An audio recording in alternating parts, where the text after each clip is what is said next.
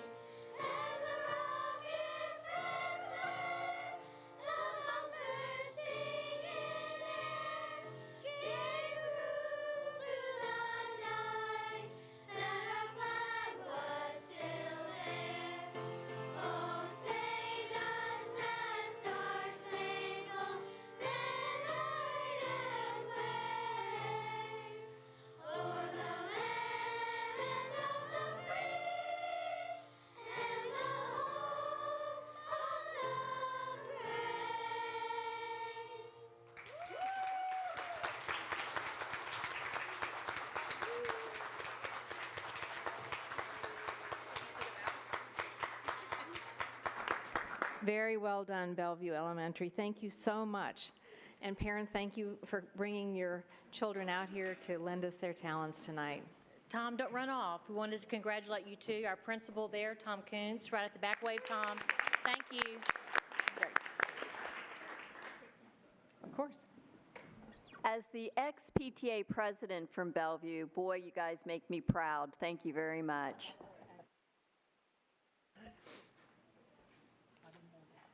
We turn to item 2.02, certification of closed meeting compliance. In order to comply with section 2.2-3712D of the Code of Virginia, it's necessary for the board to certify that since the Fairfax County School Board convened a closed meeting on November 14th, 2016, to the best of each member's knowledge, only public business matters lawfully exempted from open meeting requirements and only such business matters as were identified in the motion convening the closed meeting were heard, discussed, or considered by the board during the closed meeting.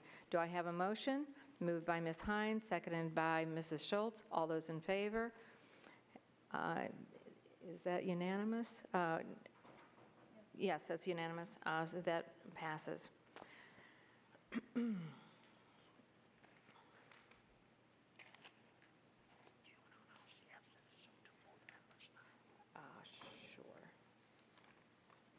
Give me just a moment.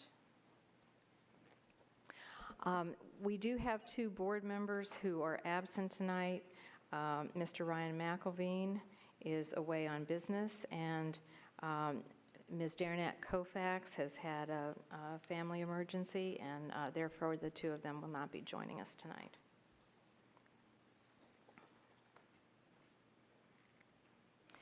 We now turn to item 2.03, the resolution honoring Dr. Garza. And I'm going to turn the gavel over to Mrs. Strauss. Thank you, and I call on Ms. Evans for a resolution. Thank you, Mrs. Strauss. I have the honor tonight of reading the school board's resolution recognizing Dr. Garza's years of service in FCPS. Before I read it, I did want to make just a few personal remarks. When we hired Dr. Garza nearly 4 years ago, we knew that we were getting a dynamic leader in her, but we really didn't know the half of it. Dr. Garza immediately gave us a fresh perspective and a can-do approach to her leadership. I well remember the trip some of us took to Lubbock to meet her and the many oddball glitches that we had getting there and getting home. But the trip was well worth it, despite the weather delays, the lost bags, the canceled flights, even a side trip to the wrong hotel on our way back. While Dr. Garza's accomplishments are many, I will always remember her best for succeeding in fixing a number of longstanding issues that we have had and been grappling with for many years, including and especially finally accomplishing later high school start times, as well as full-day Mondays. There's much more, of course, and the impact of Dr. Garza and her team have had on the system will be felt for a very, very long time. Thank you, Dr. Garza, for packing at least a decade's worth of accomplishments into 3.5 years. And with that, I will read the resolution honoring Superintendent Dr. Karen K. Garza. Whereas Dr. Karen K. Garza was appointed Superintendent of Fairfax County Public Schools on July 1, 2013, as the first woman to lead FCPS, and has served the school system with distinction for more than 3 years. And whereas Dr. Garza worked with the school board to create a portrait of a graduate to help students build skills to succeed in a rapidly changing world, and a longtime strategic plan known as Ignite to guide the school system for many years to come. And whereas she created a stellar administrative team and strong school-based leadership, and was an unflagging advocate for improved pay for teachers and other employees. And whereas Dr. Garza's 3 decades as an educator started with teaching in elementary school and led to increasingly high-level positions in school districts throughout Texas before she came to FCPS, but she has remained a teacher at heart and always keeps a focus on students and the quality of classroom instruction for all children. And whereas she oversaw an increase in graduation rates, reduction in class sizes, and the launching of Project Momentum to help close achievement gaps and improve outcomes for students and schools with the most challenges. And whereas Dr. Garza succeeded in finding solutions to longstanding issues and made many positive changes that benefited student health and learning, including later high school start times and full-day Mondays at elementary schools. And whereas Dr. Garza created a culture of caring throughout the school system and set a high standard for listening to and engaging with all stakeholders.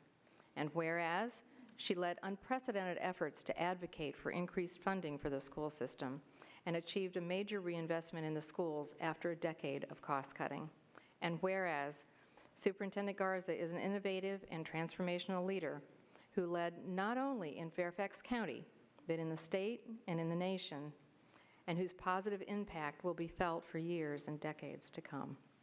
Now therefore be it resolved that the Fairfax County School Board extends its highest commendation and deepest appreciation to Dr. Karen K. Garza for her visionary leadership and tireless commitment to Fairfax County students, families, employees, and community members, and wishes all the best to Dr. Garza and her family as they move into the next chapter of their lives. I so move. Is there a second? Second. And Mr. Moon, would you like to speak to your second? Thank you, Mrs. Strauss. Dr. Garza, this is such a bittersweet moment for me. I should be happy for you that you are moving on to a new role that will provide you with opportunities to improve our education system in the United States on a higher and a more global level, and that will, in the long run, have a positive impact on local school districts like FCPS. And we are grateful that you are willing to take on that role. At the same time, as someone who, as the chairman of the school board, welcomed you for coming to Fairfax County more than 3 years ago, almost 4 years ago, from a state far, far away from us, and work very closely with you, especially during your first year, so that you could become acclimated to Fairfax culture. I am going to sorely miss you. From my first encounter with you, I knew that I would like you, as we both spoke with a similar accent.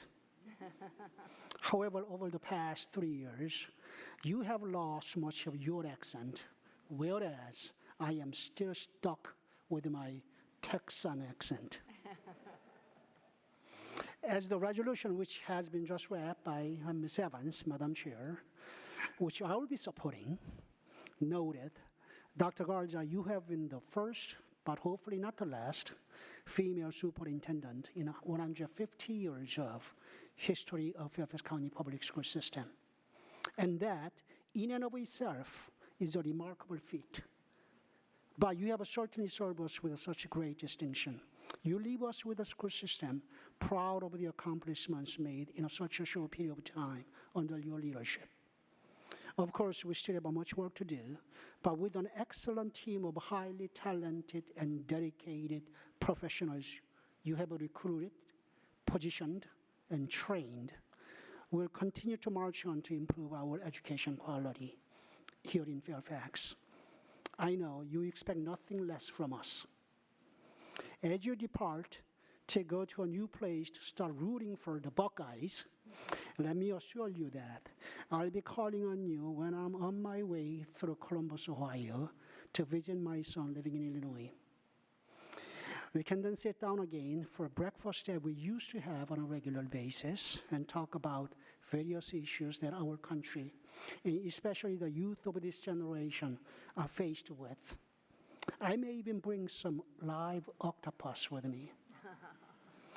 Thank you for your service and the job well done. Thank you, Dr. Garza. Thank you. I will invite board members for comments, and I will start with Ms. Hines, and we'll just go around the table. It's true. We're all going to speak, so we might as well just get started. I was just saying to Dr. Garza, this is bittersweet, and I was trying to figure out how it's sweet for us at all. I know for you, you have a new start and a new challenge and the opportunity to bring all of your gifts and strengths and talents to the national stage, to a national policy discussion. And the whole country will benefit from what we have benefited from in the last 3.5 years. I agree. I think you have done a career's worth of work and progress here in 3.5 years. It's amazing how much you have achieved. You've set us on a path to success with our strategic plan that is a real plan. You know, it's not sitting on a shelf. It's not gathering dust. It actually has been embedded in all of the work that we do and all the conversations that we have, and that's how you're supposed to do it.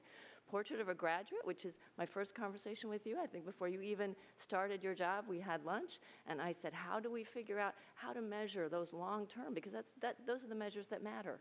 You know, not kind of with a snapshot here and a snapshot there, but what are our kids, what do they know and are able to do when they're 18, 20?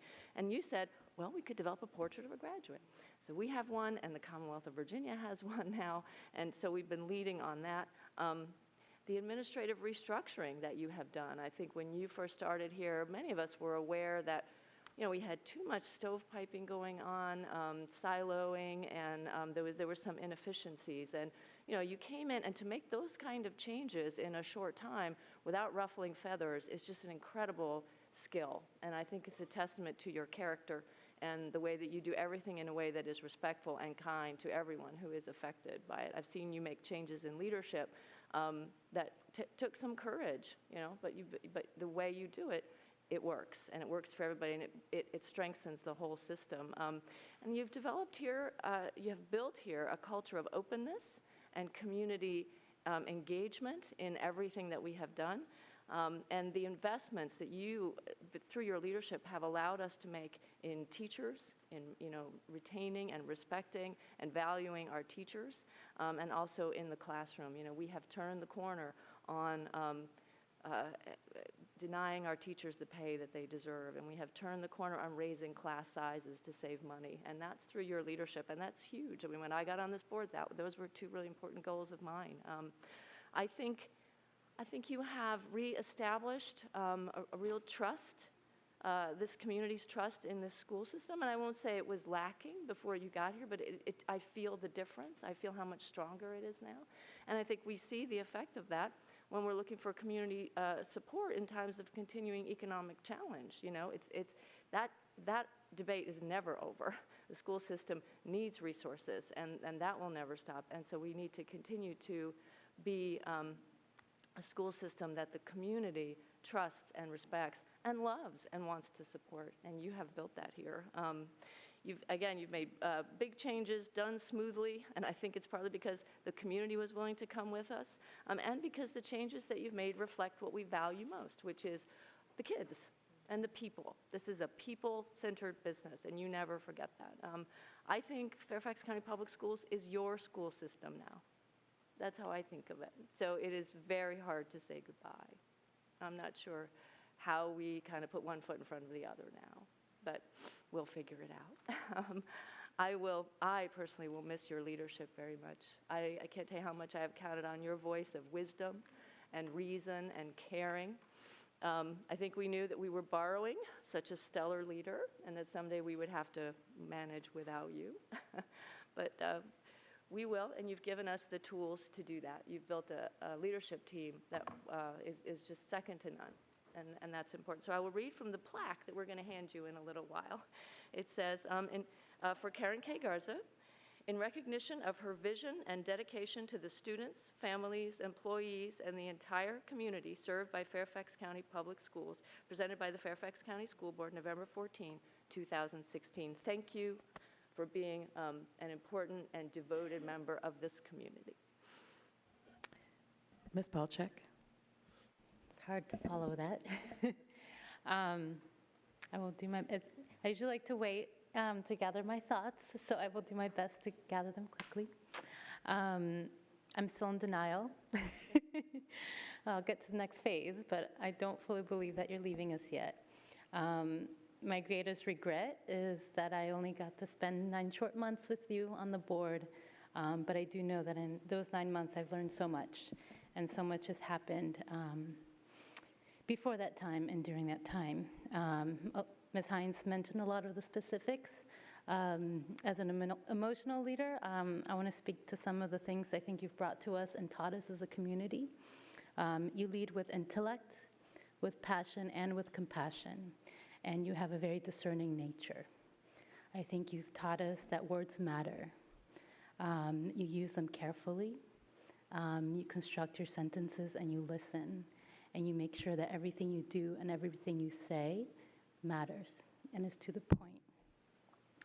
I think you have reinvigorated our community, the engagement and the collaboration, and helped us start a powerful conversation of how we move forward and what the values are in our community and what our public schools mean to that. As Ms. Hines said, I admire the staff, the leaders you've hired and you've trained, both at the school level and in your leadership team. I know you're leaving us in good hands, so we are not worried about that. We will just definitely miss your leadership here and your presence. I do hope that our next leader can achieve half of what you've done in the past 3.5 years. It is incredible. It's been listed and it will continue to be listed. More than anything, I think you've been a mentor, a role model, and a partner to all of us here at this table, to our community, to our schools. You will be greatly missed, and you really have helped us start to address many challenges, and there are many fewer there than were there before. We will have new ones, but I still remember when I was campaigning and so many of the things I wanted to address came on board and realized there was already a plan to start to address so many of them. We have a long ways to go, from things from ending the achievement gap to addressing our budget issues and our teachers being able to stay with us. So I want to thank you. I know this is not our last conversation or our last collaboration, but it has meant so much to work with you, and I do wish you all the best. And I guess we'll have to go to Ohio. Thank you. Ms. Huff? Thank you. So obviously, I've had a quarter of the time that many of my colleagues have had, but I have appreciated our conversations, and as I've stated many times, publicly and privately, appreciate your responsiveness and the responsive team you've created. So I do look forward to continuing to work with them, and I wish you the best of luck. Ms. Schultz? I still wonder if those doomed flights in and out of Houston and Lubbock and whatever didn't put a jinx on us. So it's difficult as a leader to sometimes tackle the big stuff. Sometimes you can nibble away at the edges. But doing things like strategically realigning our clusters into regions, slimming down the administrative means by which we run our school systems, creating the role of executive principals. These are very smart decisions that frankly took, some boldness, getting us to a point where we have dyslexia screening for children, where we're talking about executive function skills, embedding that into curriculum that will help not only kids with disabilities, but all kids. These are things that you sort of wonder, why didn't we do those a long time ago? 43 years with half-day Mondays. Why didn't we do that a long time ago? How come it took us 10 years to fix start times? Why didn't we do that a long time ago? So coming in and having fresh eyes and being able to look at some of these things was very, very difficult, and giving us the ability to go, you know what, I give you permission to change these things, it's okay, are things that I think are going to benefit our system for a long time to come. Ms. Corbett-Sanders. So some of you know that I have relatives in the Netherlands and lived in Belgium for a long time. And one of the sayings that is said when you see someone go is tot ziens. And tot ziens means until the next time. And so I'd like to say tot ziens to you, Karen, because there will be a next time. I believe that we will all see you again on the national stage and perhaps in some of our local activities as well.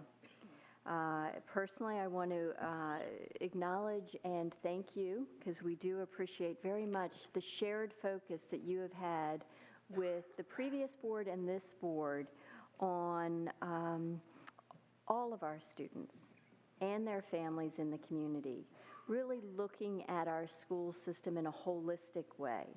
And that's something that I think we often stay so focused on: pencils, paper, books, one-to-one computing, and putting back into the formula of what makes an excellent education is having a student-centered dialogue, but a student-centered approach to how we address all of our problems and our challenges. And so very much appreciate your continuous reinforcement of being student-centered.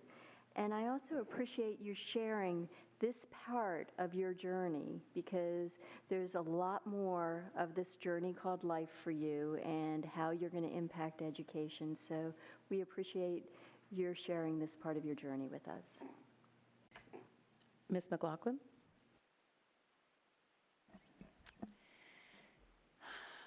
Wow. I joined this board 5 years ago, and as a parent with 3 children still in the schools, I wore 2 hats. And I really hoped, as both a board member for the sake of the 10th largest school system in the country, as well as a parent, that we would be so fortunate to find an outstanding and caring leader.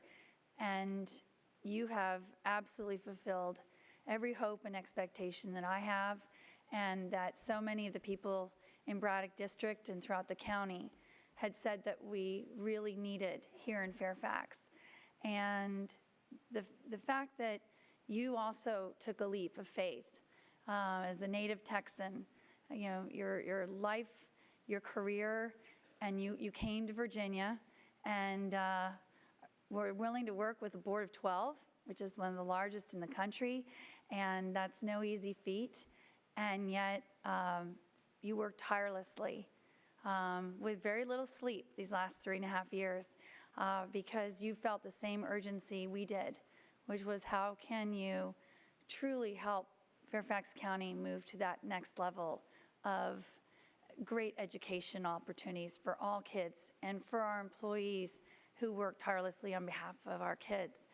And I feel so very proud to have been part of a board that recognized your depth of talent, and that we knew that this is what our county needed.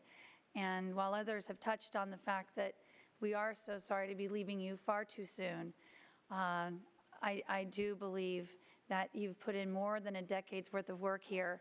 And this next opportunity for you, I really hope it allows you to continue to shine with your many talents. And I know that my colleagues and I will certainly look to you as you continue to soar and take great pride knowing that we were, here for but a moment to really benefit from your great leadership and also to hopefully inspire you to where you're headed now, which is leading a nonprofit on how we can really advance education at a national and international level. I just feel it bears repeating that you not only came in and instantly committed yourself to transforming this to a culture of caring for employees and for our families, but equally important, you created an environment of validation. You really helped everyone who came to us and felt that they had a concern and they wanted us to understand that concern, and people felt validated by the way you lead. And that's a very special gift as well. Everyone's touched on some of the great things you've done to transform the school system, but as one that, as a social worker, that my colleagues have heard me talk about for 5 years, I don't want it to go unstated. Your transformation of our discipline practices was profound. Your willingness to bring us toward true restorative justice in school suspension, reducing out of school suspension, bringing in additional staff to support our principals and administrators, that really has helped elevate Fairfax County to help our children be successful. And I'm just so grateful that, again, you understood the value of that in helping students with their student achievement. And just finally, that when you established the Teen Stress Summit several years ago, and the care and concern you showed for our students who were experiencing distress, and in a high-performing district like ours, once again, it wasn't just your words, but it was your actions and what you've put into place. And bringing Mark Brackett from the Yale Center for Emotional Intelligence, that's 21st century education that you're helping us do here. And so I just hope you know, Karen, that we know how fortunate we've been able to have you as a leader. I hope you know how much this community loves you, respects what you've brought to this school system, and will only wish you the very best in your next journey. Mr. Wilson? Thank you. Well, Dr. Garza, we've heard that you've packed 10 years into 3. I hope it didn't feel as long as 10 years while you were here. And I am wondering what this board was doing all that time in the years prior to your arrival. But the comments made, I'll just say a big ditto to all of the various complimentary things that were said to you. And I would encourage the board and you to let's not be sad about your departure. Let's be happy that we had you for the time that we did, and look forward to the next stage. And with that, thank you for your service to the county, and good luck. Dr. Garza, you have the heart of a teacher. I've said that many times. You are an educational research and policy wonk. You read it all, you understand it all. You push the decisions and the courageous solutions here in Fairfax County, in Virginia, and you will in the nation.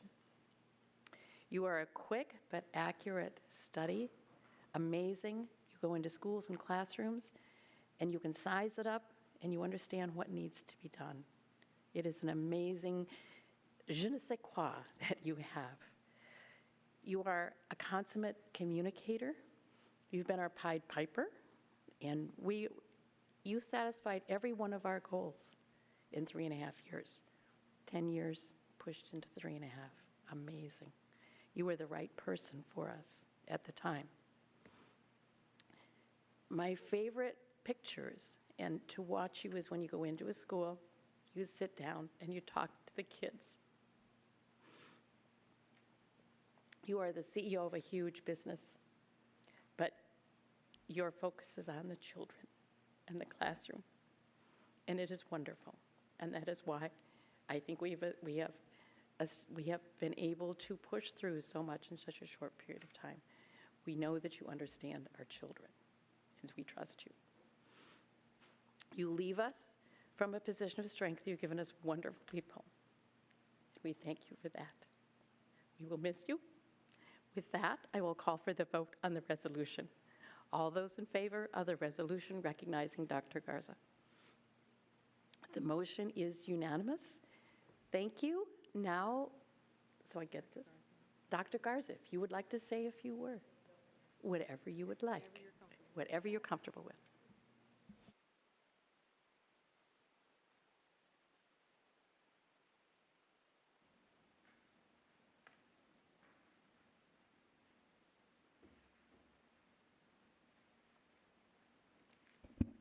This is weird. I haven't even tested it out. Well, first of all, I'm just going to have to apologize to you in advance because I'm going to read, and I don't like to do that typically, but I'm kind of emotional about this subject, so I'm afraid if I don't follow my script, I will completely lose it. So I just want to thank you all so much for this very special recognition. And I would like to take this opportunity to express my deepest appreciation to the employees of FCPS. And I can't look at you, Jenny Strauss. As an educator for over 30 years, I know full well that public school systems are a people-intensive enterprise, and as such, the quality of a school system is contingent upon the talent of its workforce. FCPS is the finest school system in the country. I don't say that because I do feel like FCPS is mine. But I have had the unique experience to be in school systems all across the country, and I think sometimes, we lose sight of how very fortunate we are here in Fairfax County to have such great public schools for our children. It's just truly amazing, and to have such a diverse experience for our students as well. I really do think it prepares them to be strong global citizens and well prepares them for success in life. But as I was saying, I know that this success as our school system has a lot to do, certainly with the very special children and students we are so fortunate to serve. And some, you saw examples of that tonight with the wonderful students from Bellevue. And it is one of the best experiences to be a superintendent, to have the opportunity to go into schools and see children and seeing them thrive and seeing them have such wonderful opportunities to learn and grow. It is something very special that I will miss having that same opportunity on a daily basis. But I know that our children are a lot of the reason why our schools are so great, along with the community and parents who surround our schools with that wonderful and tremendous support that we so enjoy. These are most definitely essential elements of a successful school system. But what sets FCPS apart from others, and I really believe this, I'm not just saying it, is the talent, dedication, and care of our outstanding employees. They are beyond, they're second to none. They really are. Our 28,633 employees, they all wear varied hats. They have varied responsibilities, but each and every person and their daily commitment to excellence for our students is something to behold and something to uplift and honor. And it truly is very humbling to me as your superintendent to have had the opportunity to interact with custodians who are so proud of their buildings. They may have been in their buildings for 30 years and they feel like that building. There's a wonderful custodian in Hambla Valley who retired and still comes back, I think, every day because that's his school and his children. And it's, he just feels like that's part of him. We have countless thousands of others that take their work so seriously in service to our children. So tonight I honor our employees. I want to thank them for their hard work each and every day for our students. And I also want to thank them for their support over these last 3.5 years.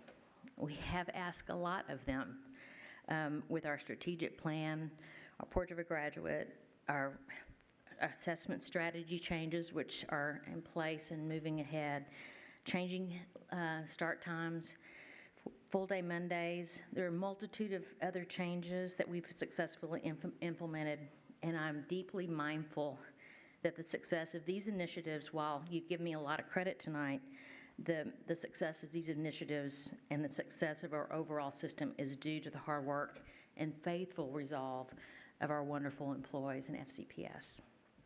So as I stated earlier, I'm personally so deeply grateful to all of FCPS employees for their hard work and their support over these past 3.5 years. It's been the high point of my career to serve and represent them and champion for them. Sorry. Also, especially want to thank the members of the FCPS leadership team. They are truly exceptional. Golly, I don't like to get emotional. They are such a talented group of leaders, and I can't look at them.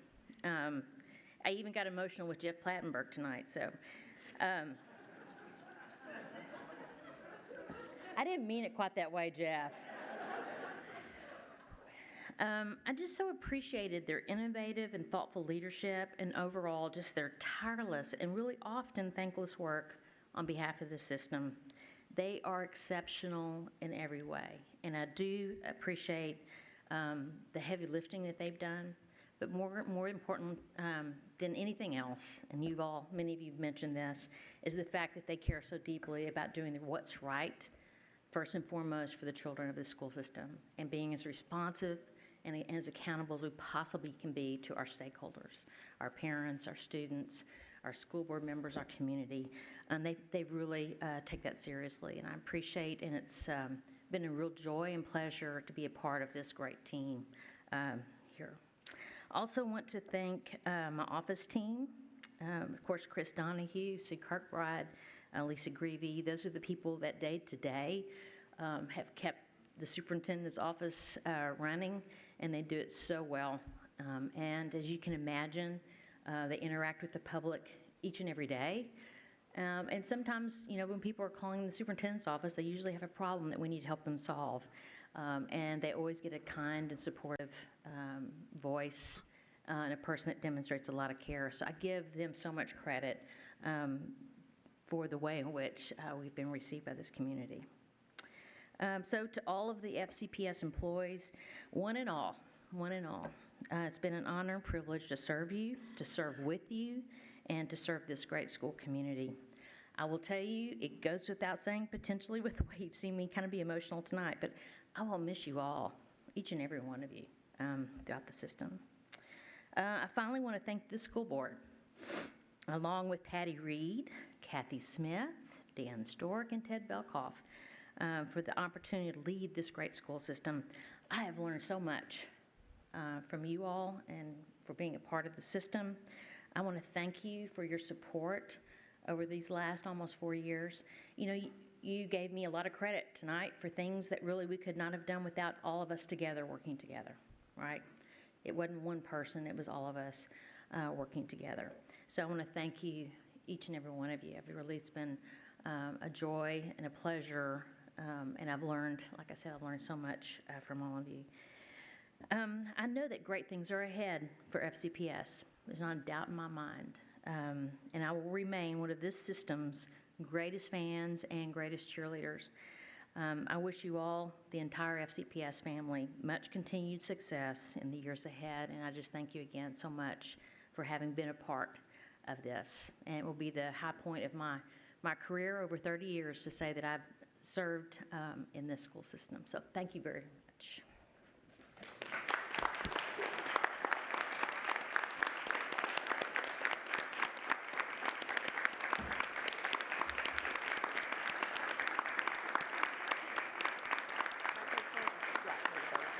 Everybody will come down so we can take a picture, and all of our wonderful leadership team, and we have a few gifts as well, so we'll all go down.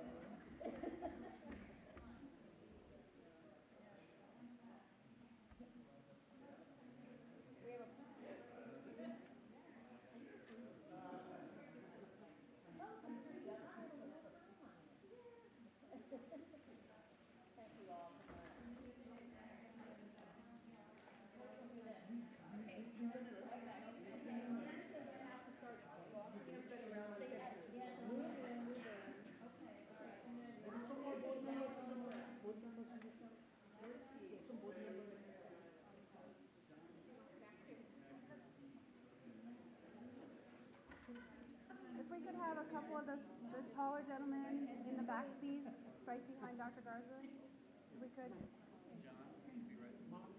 A couple of tall. There we go. Thank you. Perfect. Great.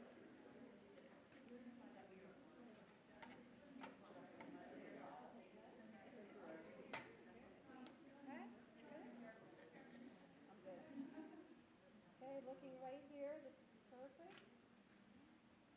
Nice big smile. Double chin. Say one last one right here.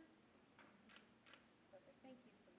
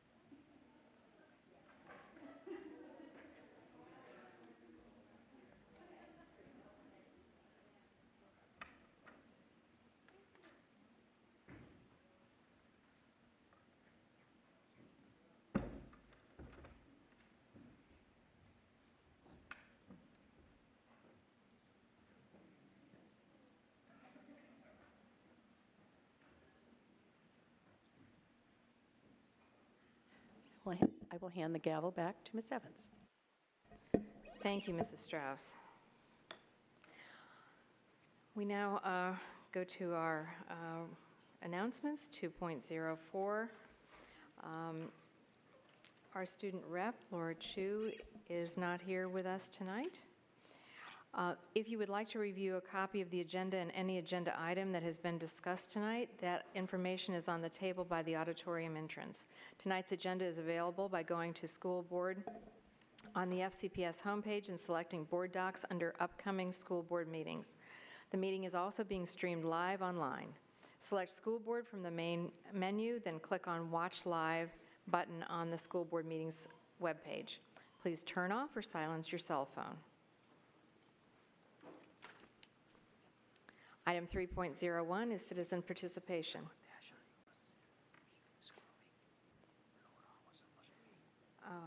Would you be willing to do that, Mr. Moon? I'm going to call on Mr. Moon for announcements. Since Ms. Chu is not with us, Mr. Moon will read the announcements. Thank you, Madam Chair. Let me increase the font size first.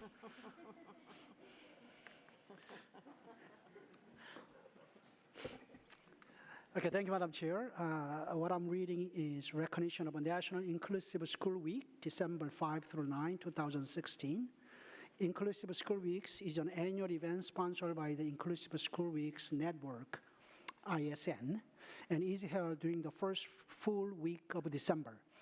This year's theme is Powerful Things Happen in Inclusive Schools, which focuses on the concept of being a hero. This is particularly fitting because the definition of a hero, a person noted for courageous acts of nobility of character, resonates with all of the students, parents, teachers, principals, and community leaders who take courageous steps forward each day to promote acceptance for all. Since its inception in 2001, Inclusive School Weeks has celebrated progress that schools have made in providing a supportive and quality education to an increasingly diverse student population, including students who are marginalized due to disability, gender, socioeconomic status, cultural heritage, language preference, and other factors. The week also provides an important opportunity for educators, students, and parents to discuss what else needs to be done in order to ensure that their schools continue to improve their ability to successfully educate all children. Thank you, Mr. Moon. And now we turn to citizen participation. Speakers are requested to limit their remarks to not more than 3 minutes. The school board would not hear statements involving issues that have been scheduled for public hearings, such as the capital improvement program, budget, and boundaries. Complaints regarding individual students or school-based employees should be directed to the appropriate school principal or other school official. Speakers should refrain from using personally identifiable information in connection with an individual student. Speakers are expected to deliver their comments with the decorum and respect appropriate to the conduct of the public's business. Thank you for your cooperation, and thank you to those who have come out to speak with us tonight. We do have 10 speakers tonight. I'm going to call the first 3 names, and if you would please come down and be prepared to start your testimony. Our first speaker is George Becerra, to be followed by John Murray, to be followed by Bethany Kozma. Mr. Becerra?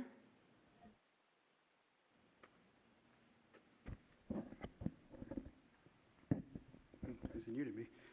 Good evening, Dr. Garza and school board members. The reason I came tonight is to say some kind words to Dr. Garza. I decided to come late or be late to my Human Services Council meeting because I knew that Dr. Garza over the years has been very helpful to me. At the beginning, when I reached out to you in July, when you got selected, and I called you in Texas, and then also in July when you met with me, and then you came to MSAOC in September. And I met with you several times, many times during that year, and at the end also when I ended my chairmanship there and I came as quote-unquote individual citizen. So I appreciate that. Appreciate the openness, the true conversations where we're trying to go. I remember one statement you made one time is, how can you be an effective leader here? And all the advocacy groups we had at that beginning, and what do you dwindle down to? Not saying it's perfect, but you can also measure it by that too, because I don't hear that noise sometimes. Good noise, but I don't hear that noise anymore. So I just wanted to come and mention about that. But I will also talk about HYA, the contract that you will vote on tonight. So the 3rd or 4th time in a row that you will pick that company or group, firm, whatever you want to call them. But I'm very appreciative of that because I've also met Dr. Jamitra over the years, and I do respect him. So when people start saying to you it's the 3rd or 4th time, you know what, they haven't been in those meetings. They haven't seen him work. They not have seen what intelligence he has. The questions that I do have, though, is the other contracts that might come out of that. Okay. Other things, there is improvement, as we can all improve the process here. And one thing I didn't like, and we have much to talk about this, but one of the things is I know a lot of people talk about parents' outreach or involvement, engagement, and I think that process can improve. But I also like to say that to the people who keep on saying that the last several weeks and months, I think they need to go to the Board of Supervisors meetings, but you get only once out of 6 months to talk to the Board of Supervisors. Here you get every 2 weeks. So when you complain and whine, maybe you also whine over the Board of Supervisors, because I think you do give enough ample opportunity. And at the same time, you have a superintendent that will meet you late night, early mornings, weekends, all these forums that you had. You know, maybe 30 people come out of 110,000 people district average. That's their fault.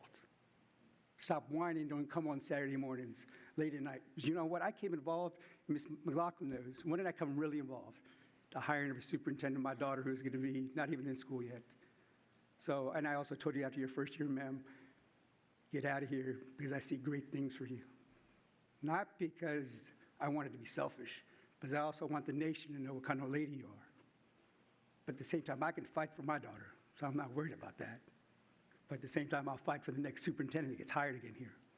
So, thank you very much. Thank you. Mr. Murray, to be followed by Bethany Kozma, to be followed by Claire Henshaw. Thank you and good evening. My name is John Murray. I'd like to help the Selection Advisory Committee in their search for a new superintendent.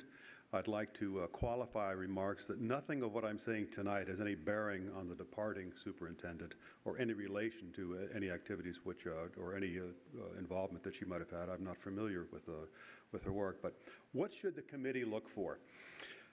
You should look for a superintendent who will work to sustain Fairfax County Public Schools' high academic standards, high levels of student achievement, and high student test scores. Nothing less is acceptable.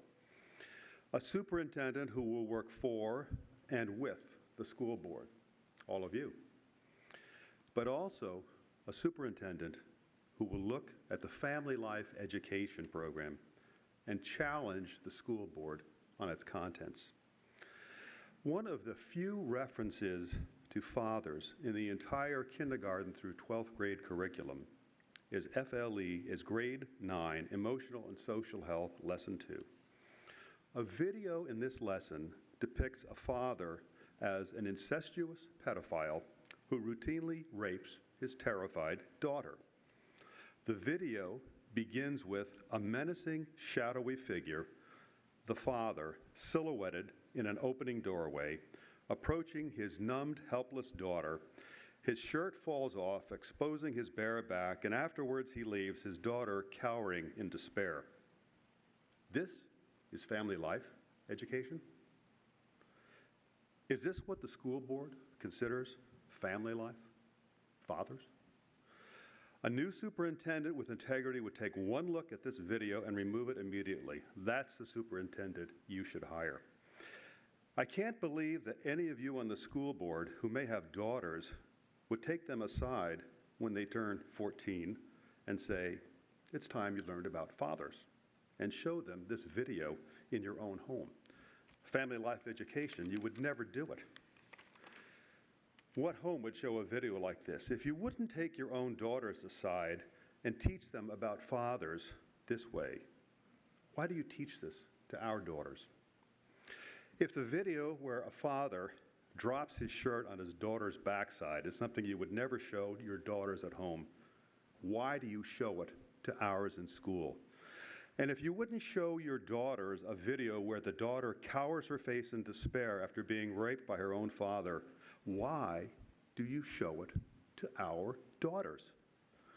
What about the fathers who go back to the back-to-school nights? What about the fathers with the ball cap and the clipboard and the whistle coaching their daughter's soccer team? What FLE lesson do they show up in? What about the father that turns off the game to help his daughter with their homework? The father who sits down with his checkbook and instead of funding his retirement account, writes a check for his daughter's college fund. Those are the fathers I know. Where do those fathers appear in the family life education curriculum? What is a 14-year-old girl Mr. Murray, who would you sees... please wrap up? 30 seconds. What is a 14-year-old girl who sees this video going to think about her own father? You are feeding our daughters poison, psychological, emotional poison, but poison. A new superintendent would stop you. That's the kind of superintendent you should look for. Bethany Kozma, to be followed by Claire Hinshaw, to be followed by Mike Nee. Good evening. My name is Bethany Kozma, and I'm here to speak about the approval of Selection Advisory Committee for Superintendent Search Firm.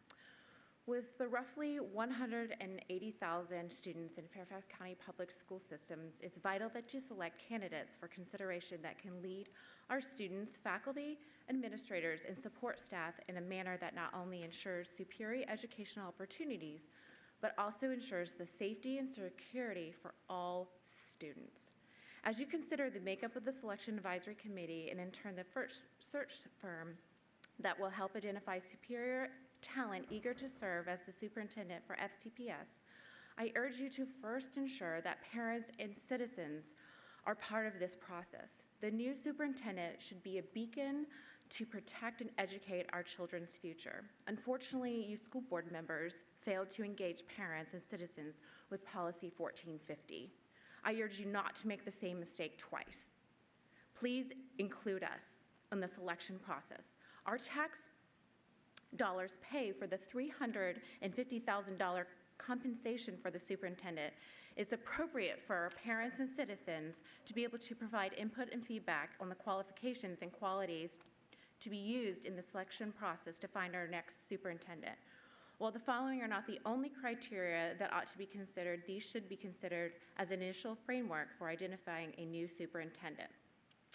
Our new superintendent must be open-minded, honest, and responsive to the needs and rights of all students, be responsive to the concerns of all parents and taxpayers, and willing to address issues from all perspectives, not violate Title IX, not just in the female sports, by allowing males to unfairly compete and possibly severely injure the girls, but also not allow males to take over bathrooms, showers, and locker rooms and push out females, denying them their rights for privacy and safety.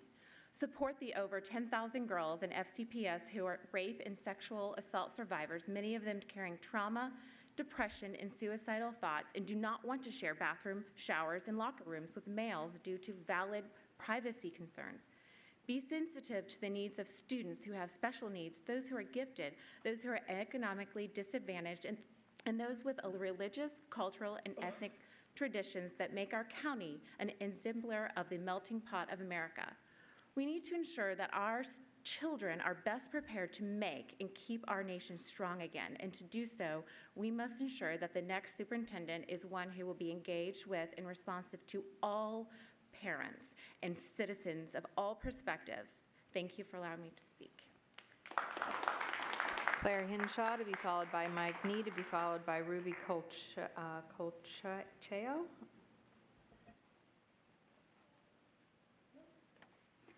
Good evening. My name is Claire Hinshaw. I'm a resident of Reston, and I am here to speak tonight on the approval of a selection advisory committee for a superintendent search firm. As a child growing up in New York, my rights and the rights of my parents were violated when school officials refused to share the sex ed curriculum, which I was being taught, with my parents. Teachers and administrators seemed to think that because they had college degrees in education, they were better qualified to decide what was good for me than the parents who sacrificed daily for my well-being. And not only that they were better qualified to decide, but that the parents who were raising me could be completely cut out of this decision. I thought that was bad. Now I am living in Fairfax County, and I find that an explicit and dangerous sex ed curriculum is being foisted on children of all ages, with the school board having elicited little, if any, input from parents on this most sensitive of subjects. Allow me to briefly explain why I say this curriculum is dangerous. As a crisis pregnancy counselor, I routinely work with women and men who are suffering from the consequences of enacting the lessons they were taught in sex ed. I meet men and women who were taught in their schools that extramarital sex would have no consequences. These individuals are now single parents struggling to get by, women contemplating the tragic decision of abortion, women who have already made that decision and are now living with the devastating after effects, and men and women suffering from STDs because teachers erroneously told them that birth control could prevent that. I witness regularly the effects of curricula like family life education, and they are devastating. Fairfax County needs a school superintendent who respects the rights and needs of all students and their parents. We need a superintendent who welcomes the input and respects the deeply held convictions of the people who are raising these children and who necessarily care far more about their well-being than a person who teaches them for a year.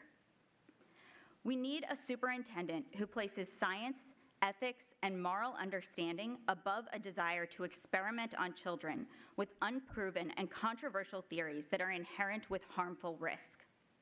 We need a superintendent committed to implementing a curriculum that will teach students to respect themselves and act in accordance with their human dignity. This is the only curriculum that stands a chance of reducing harmful and deadly STDs, unwanted pregnancies, single parenthood, and the low self-esteem, depression, and suicide which often come with these situations, a goal which the school board should be eager to pursue. Thank you. Mr. Nee, to be followed by Ruby Colchow, to be followed by Alice Guo.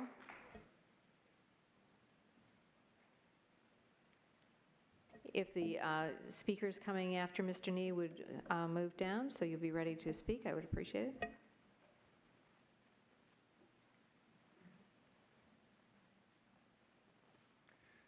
Honorable school board members, Dr. Garza. Today I'm talking about the committee's recommendation of a superintendent searching firm. Superintendent is one of the most honorable and rewarding positions in our county, supervising over 200 schools, about 190,000 students. So the search firm must be independent, objective, and professional.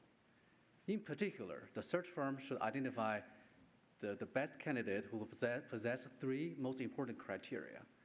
First of all, put the student's interest as the number one priority. When you, the board members, and administration staff work in the glassy, sexy buildings, while my child studied in the trailer room with no water, no bathroom, that's not put the student's interest as number one priority. When the girls are afraid of going to the bathroom because they are in fear of some strange man looking at them and videotaping them. That's not put the students' interest as the best priority. When you spend 36 hours on sex education while our students' math, science, engineering lagging behind, that's not put the students' interest as number one priority. Understand that? Fix that. The second criteria is he or she must be financially savvy and fiscally disciplined. When I look at this chart, over the past 5 years, our county budget increased over 100%, 5 times of the students' enrollment rate. So where does the money go? Look at all the unsustainable social entitlement, cut off all the waste, and focus on the students because they are most mission-critical spendings. Be financially disciplined and be fiscally responsible. That's how the students, the country should be run. That's how the business should be run. That's how the school board should be run. Lastly, the superintendent must be embracive, collaborative, and inclusive. We come here twice a week, me as a basket for these deplorables, express our voice, our concerns, but I hear so many, I found some board member turned a deaf ear on me. So be impressive, listening, and be cooperative. All in all, I want our new school board have all these 3 criteria: financially independent, put the students' interest as best priority, and also willing to listen to us. Thank you so much. Thank you. Ruby Colchow.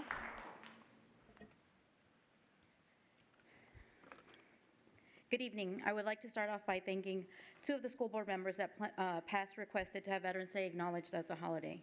Mr. Wilson, thank you for your service to our country, sir. My name is Ruby Colchow. I am an Army veteran, an FCPS graduate of Jeb Stewart, which, by the way, I also disagree with having the name changed. I am a Fairfax County taxpayer, but most importantly, a mother of an FCPS student. Estoy aquí para informarle al Comité de Selección Requisitos que debe tener nuestro nuevo superintendente. Some of you may have or not understood what I have said. Many Latinos felt this way when we learned about the unfair and ill-conceived plans to implement transgenderism in the schools among the general population, particularly upon non-consenting parents who may have numerous safety, privacy, fairness, and medical concerns.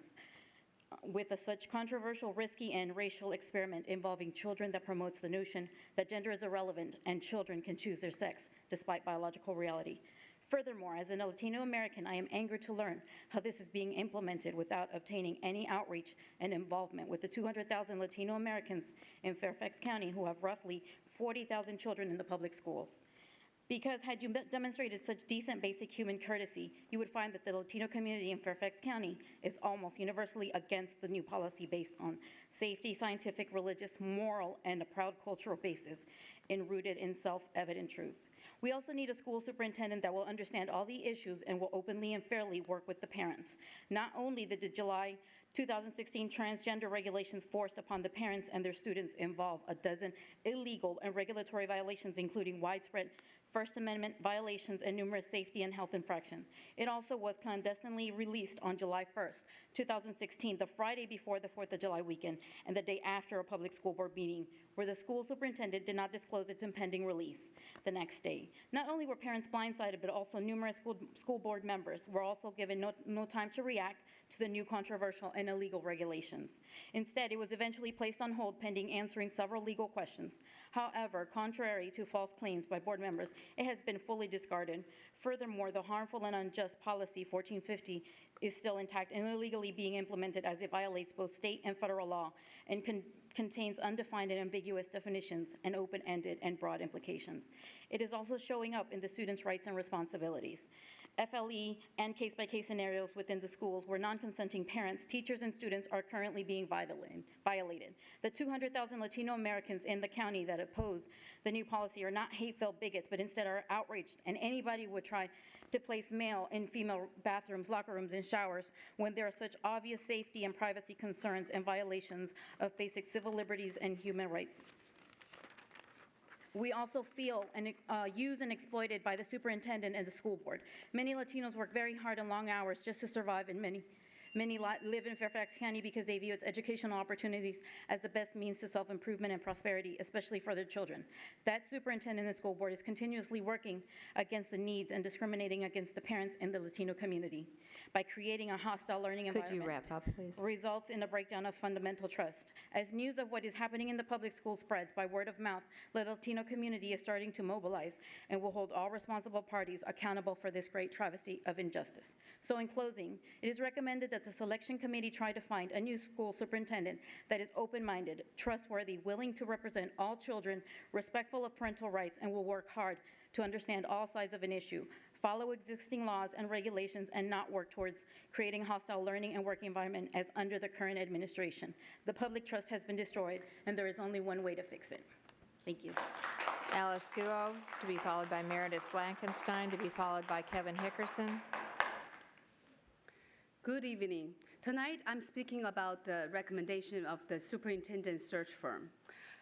I strongly urge the board to select the firm with this in mind. We want a superintendent who can truly listen to the stakeholders and get families involved in the critical decisions that impact us. Not someone who has lost touch with most FCPS families and lost sight of the priority of education, as shown in the case of pushing out Policy 1450. I also want to talk about Spring Hill. As a parent of 1,000 families at Spring Hill Elementary School, I am extremely concerned about the ongoing development in the Tysons area and its negative impact on the Spring Hill. I also want the accountability as to what has failed in the planning process. The Tysons developers donated the land for the new elementary school, and what happened to the money to build the school? Spring Hill is already over capacity. Currently, our school is over capacity with 995 students. Fairfax County's own Tysons Corner Urban Center acknowledges that an elementary school only has the capacity for 900 students. Spring Hill students' education are in immediate jeopardy. Overcapacity hurts our children. Students-teacher ratios increase. There are 30 students currently in my son, a fourth grader's class. Computer lab, art rooms, ESOL rooms, special education will all be tossed out, decreasing our children's access to critical resources needed to foster a well-rounded and student-centric education. Busing, school start time, and cafeteria usage become increasingly complex, and school community and cohesion decrease with a direct negative impact on the larger community, such as Hamlet community. Please look to Westgate, Freedom Hill, and other schools with lower student-teacher ratio and available infrastructure to absorb all these additional students. Unquestionably, directing 1,000 of new building units to Spring Hill, which is already over capacity, is simply not acceptable. Unquestionably, waiting until 2030 to open a new elementary school is simply not acceptable. The school board and superintendent have an imperative responsibility to have a clear plan that ensures the Spring Hill students are not negatively affected by the student population increase.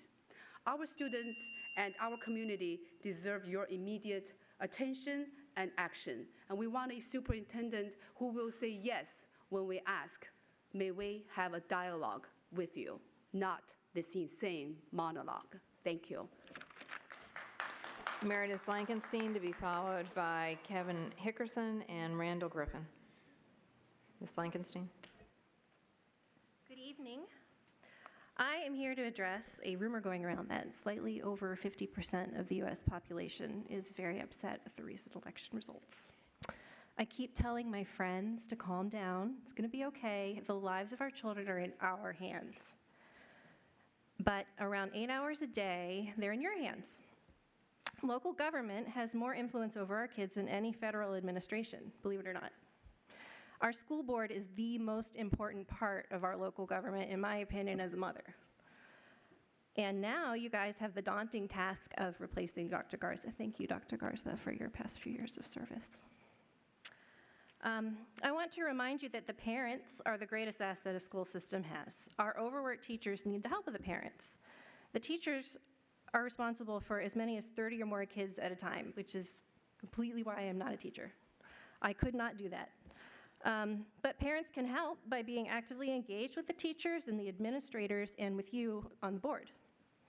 As a politician is rumored to have quipped, my education policy is that I care about my kids more than you do. Any superintendent who doesn't recognize the wisdom in that statement shouldn't be a superintendent.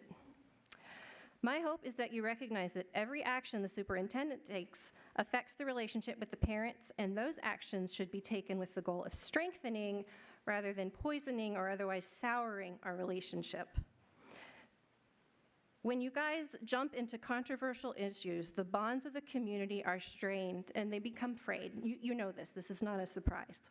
I know from local media that a majority of the board supported the meals tax referendum, and it failed to pass by over 40,000 votes. That's a lot of people. How much of that margin is attributable to the board's recent controversies on a variety of subjects, not just Policy 1450, but many other things that left parents feeling alienated? You turned us from allies into adversaries. When policymakers ignore large swaths of the electorate, you can't be surprised when we refuse to open up our wallets. It was not that we were uninformed, but rather many of us intentionally avoided spending any time, any energy, and any money advocating for the meals tax, while others vociferously opposed the meals tax. We take every available opportunity that we have to be heard, and this time it was with voting. Right now, it's with me standing up to make a speech. You guys have expressed concern about participants not speaking to the agenda. This is not some nefarious plot to hijack your proceedings, but rather the desperate action of parents who are not being heard. We want to trust you. Genuinely, we want to trust you, but we're frustrated. The failure of the meals tax proves that you need us. I am not an adversarial type. You can ask my buddy, Mr. Rigby, back there. But I'm challenging you tonight. That's why I'm here. I want you to choose the next superintendent to prove to us that we are being heard. Convince us that we don't need to come to the podium every other week. Hire somebody who will involve us in all the decisions, especially the controversial ones. And watch our schools thrive with our support, with our tax dollars, with our free time, and with the success of all 180,000 of our kids. Thank you. Mr. Hickerson, to be followed by Randall Griffin. Good evening, Superintendent Garza, Chairman Evans, FCPS School Board, and staff. I'm Kevin Hickerson, President of the Fairfax Education Association, and I'm speaking on behalf of the hardworking educators on American Education Week. We at FEA are happy that FCPS wants to develop and maintain an evaluation process that is meaningful. We have been clamoring for that since before the current system went into place 4 years ago. The current evaluation system has some flaws which must be overcome. I ask each member of the board here to look over the results of our TPEP survey that was undertaken last year, which highlights some of your employees' concerns and offers some suggestions. I believe everybody has been given a copy. While FCPS engaged with various stakeholders for the current evaluation system, the end result did not take into account some of the most important suggestions. Furthermore, Standard 7 was put in place in the dark of the night without final discussion from members of that team. We know that Standard 7 was in response to state requirements regarding student achievement, but we also know that with the implementation of ESSA, that may change in tandem with shifting federal mandates or lack thereof. We need to have stakeholders involved through the entire process to help foster the legitimacy of the program. If not, it will look as if the county is placing a burden on their employees instead of working collaboratively with them. FEA supports effective evaluation of FCPS employees, fostering employee support and growth over punishment when improvement is necessary. It is important to measure the effectiveness of our employees and our district. However, measuring the effectiveness of our system by using percentage of employees rated as highly effective is difficult if program managers are not giving highly effective evaluations as a matter of practice. Just as problematically, FCPS has significant challenges with inter-rater reliability or confidence that an evaluation from one evaluator follows the same standards and rigor as from any other evaluator. FCPS needs to work to ensure that our evaluation system functions the same regardless of region, pyramid, or school demographics. Lastly, we noticed that FCPS wants to have a metric of comprehensive program evaluation on professional development, and that is excellent, and we at FEA agree. FEA would like to collaborate with FCPS and offer up our catalog on professional development through our Instructional and Professional Development Committee. We have local, state, and national resources that would be helpful for FCPS achieving this goal. And I'd like to take the last 30 seconds to say thank you, Dr. Garza, for all you have done for FCPS employees and students. You have made our voices heard by including us in discussions and making sure that our suggestions were taken into account and implemented. Our students and staff are better for you of being here. And I thank you, and good luck on your next endeavor. Thank you. Thank you. Randall Griffin.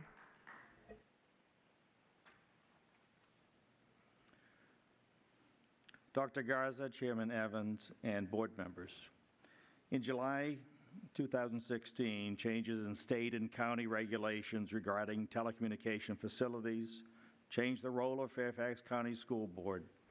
Instead of an approver of application under 2232, the school board becomes an applicant under the special exemption process. As property holder, the school board can consider health matters, so I want to provide some insight which is and information which is of paramount concern to parents whose small children will be exposed to the radiation from a cell tower. Parents' concern is the long-term exposure to our small children. This exposure is not regulated by the FCC. Surprised? Let me explain. In 1996, the Telecommunication Act provided for exposure limits and tests 30 minutes of exposure. The model used by the FCC for this test was a 220-pound soldier. For child size, they just extrapolated the results, but that doesn't work because the developing brains and thinner tissues are different from adults. As educators of developing children, you know this.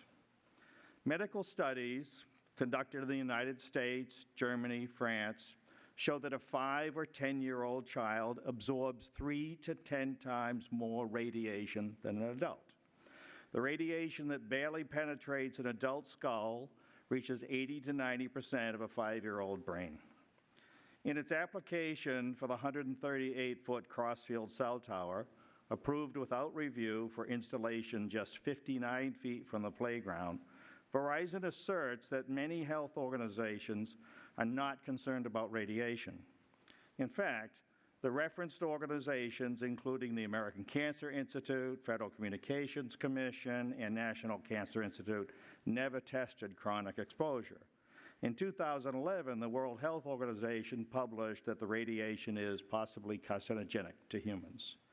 Doubtful about this radiation study, the FDA started a test in 1999. In May 2016, they published partial results of their peer-reviewed animal study, where 5% of the male animals got brain or heart cancer. The study confirms that the FCC regulations do not translate into safety. In addition, since 1996, the FCC has asserted that the weak radiation is safe, but the FDA study in preliminary results has shown that that radiation impairs the body's ability to heal. Parents have children in school have reason for concern. In 5 to 10 years, the gestation period of cancer, some children may show as a sign of this disease. The FDA study is not the only study. There are others that link radiation to cancer, and Verizon acknowledges this concern in their recent 10-K, where they identify this liability. Mr. Griffin? I will. We ask you to reconsider your policy, your blanket of approval of towers, and that you get involved. In addition to stopping the current applications, we ask you to establish a setback from buildings and playgrounds, a best practice, which is part of the European Union standard. You're not experts in the tower business, and the health risk is not acceptable to a world-class education organization. Thank you. Thank you. I've just been told there's a group of education students from George Mason University here tonight studying politics in American education. Is that right? You want to stand up and be recognized? with their professor, Dr. Bridget Thomas. Thank you so much for joining us here tonight.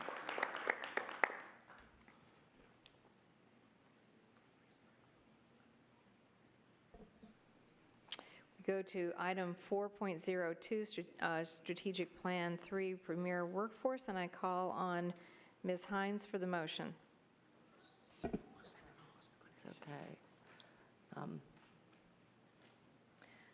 We skipped over student representative matters because Ms. Chu is not with us here tonight. So we're moving on to the action items. Thank you. And we don't have anything to confirm from our closed meeting at this point. So, Ms. Hines? Thank you. You caught me unawares, but I'm caught up. Thank you. I move that the school board approve the Strategic Plan Goal 3 Premier Workforce Report as detailed in the agenda item. Is there a second? Seconded by Mr. Wilson. Ms. Hines, would you like to speak to your motion? Sure, just briefly. We did have a chance to look at this at our work session, and it was presented to us at our last meeting, so I think we've had plenty of time to consider it and ask questions and get questions answered. I would just thank staff very much for continuing to move forward in our strategic plan. I, for one, really like getting results and reports that are based on goals in our strategic plan, and I think we continue to do that very well. I do feel, as a teacher myself, that we continue to make progress that is good for our workforce as well. So I am happy to support this report. Thank you. Mr. Wilson, would you like to speak to your second? Yeah, just briefly. The strategic plan calls for recruiting and retaining highest quality employees who should be valued, respected, and rewarded for their efforts. And I think, I was happy to see the presentation, and there were many, many questions that the board asked, and of course, next steps, but that's part of the process. That's the healthy give and take. And so I'm happy to support this.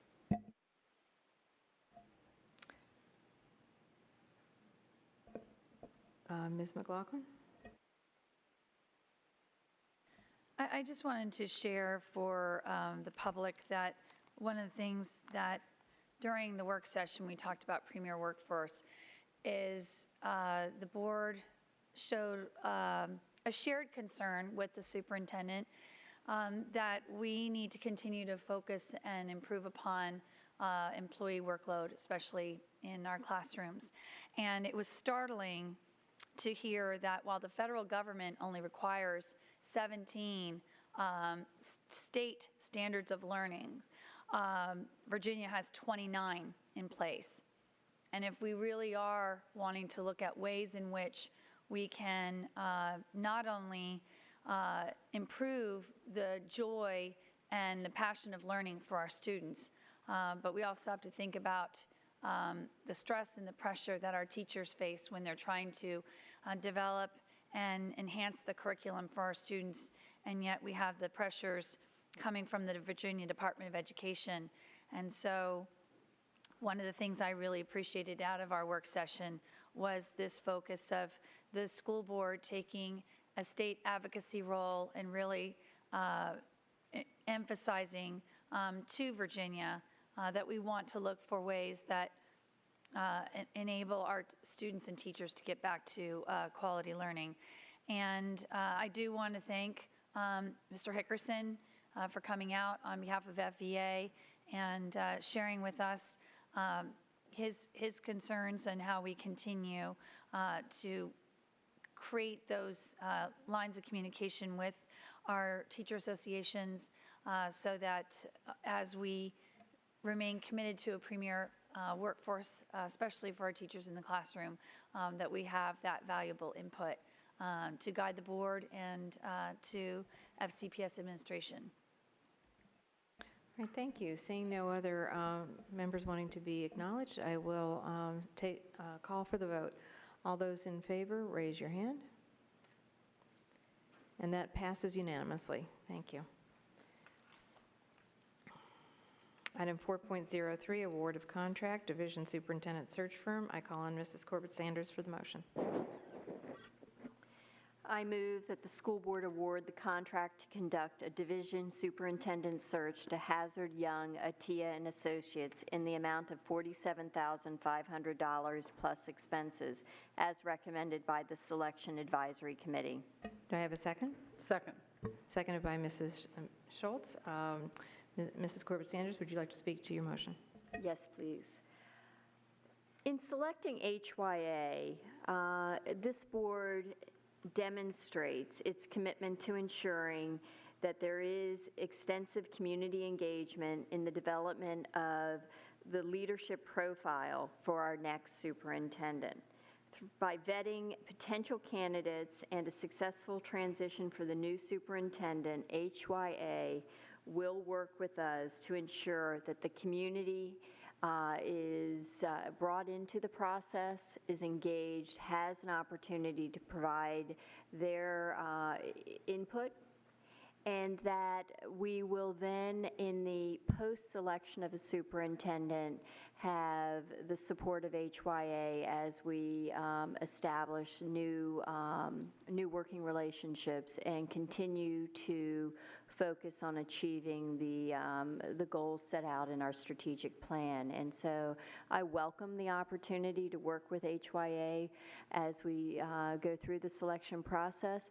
I also want to take the opportunity to thank the staff, especially Michelle Platt, because her efforts in working with the SAC board members, and all the board members that participated, came to the table with a focus on how do we ensure that the process is transparent, it involves community stakeholders, and it identifies the best and the brightest in the country who can work with us to execute the strategic plan. So I look forward to the next few months on doing this. Ms. Schultz? Yeah, and I just want to say a couple words for the public in terms of transparency and accountability. HYA may be a familiar name, but I also want to say that the Superintendent Search Firm Committee, not the search committee, but the Search Firm Committee, was a subset of this board.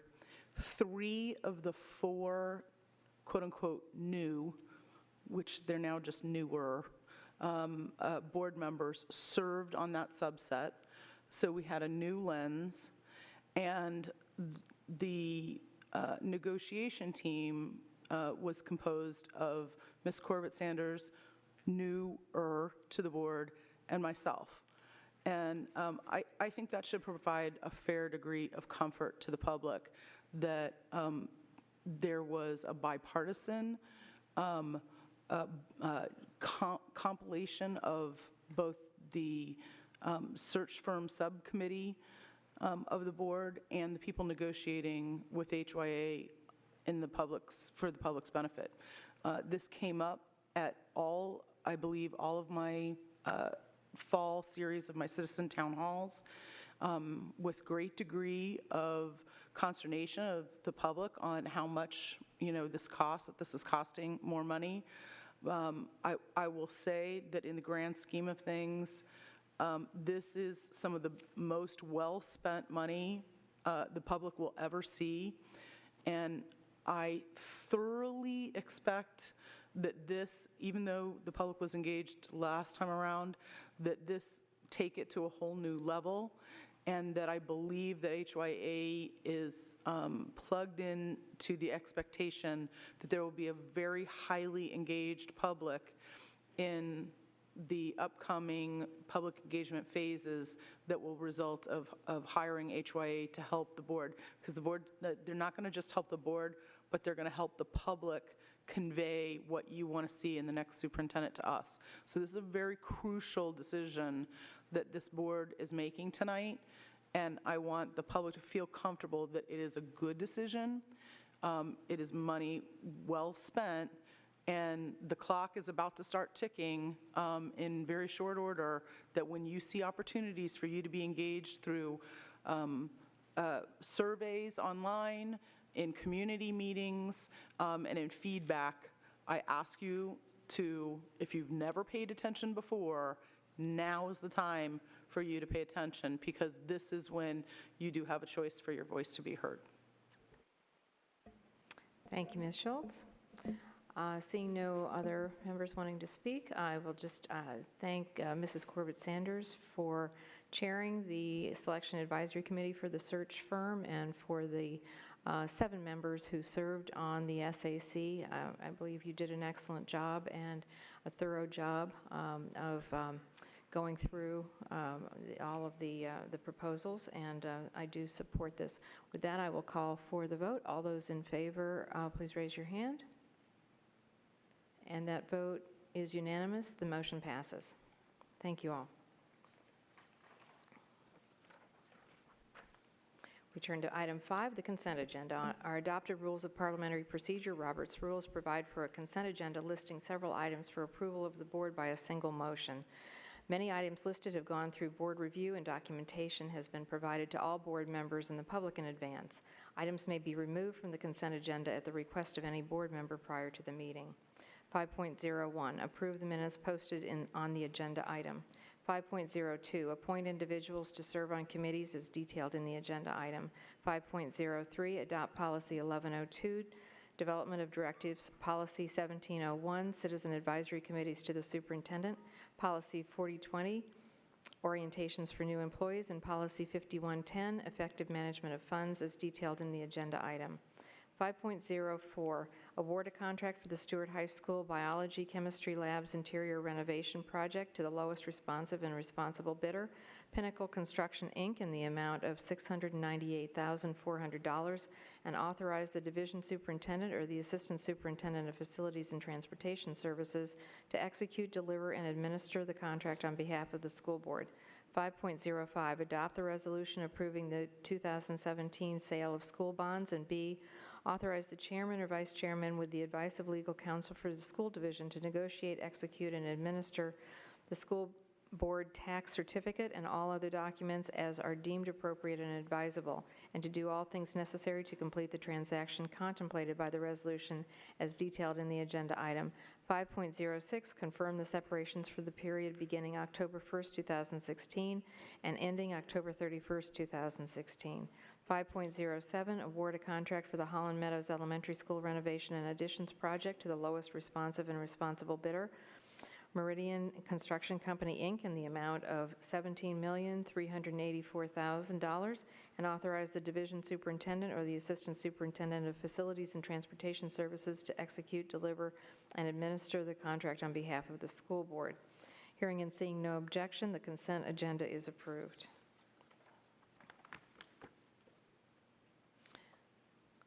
New business. The following are new business agenda items. There will not be a vote tonight on these items, but action is scheduled for a future meeting. 6.01, award a contract for Robinson Secondary School roof replacement project to the lowest responsive and responsible bidder, and authorize the division superintendent or the assistant superintendent of facilities and transportation services to execute, deliver, and administer the contract on behalf of the school board. 6.02, award a contract for Luther Jackson Middle School roof replacement project to the lowest responsive and responsible bidder, and authorize the division superintendent or the assistant superintendent of facilities and transportation services to execute, deliver, and administer the contract on behalf of the school board. 6.03, accept staff recommendations for the Fairfax County School Board 2017 draft state and federal legislative program. 6.04, approve the 2017-18 school year calendar. The recommended calendar will be posted on November 23rd, pending further input from all stakeholders involved. And now we turn to superintendent matters, and sadly, for the last time, I call on Dr. Garza. Thank you, Madam Chair, members of the board, and this last one will be very brief because I had a lot of opportunity to speak tonight, but it does give me a great pleasure to recognize yet again one of our members of our leadership team and his staff for, again, job well done. The Metropolitan Washington Council of Governments has recognized Fairfax County Public Schools with a 2016 Climate and Energy Leadership Award for its Get to Green initiative, which is something this board has been long a champion for. So Jeff Plattenberg, our Assistant Superintendent for Facilities and Transportation, was recognized at the award ceremony last week. The Get to Green program's mission is to provide student learning and action using the environment as a foundation. As a result of the Get to Green, FCPS has experienced an 11% reduction in greenhouse gases of value in excess of 39,000 metric tons of CO2, I think is what they call it, with realized energy savings of more than, this is the important part, of more than $8.5 million and an anticipated $95 million in energy savings by the year 2025. So congratulations to Jeff Plattenberg, his entire team, and we do thank the board for their leadership on this important work, and I know the work will continue in the coming years. So thank you. That completes my comments.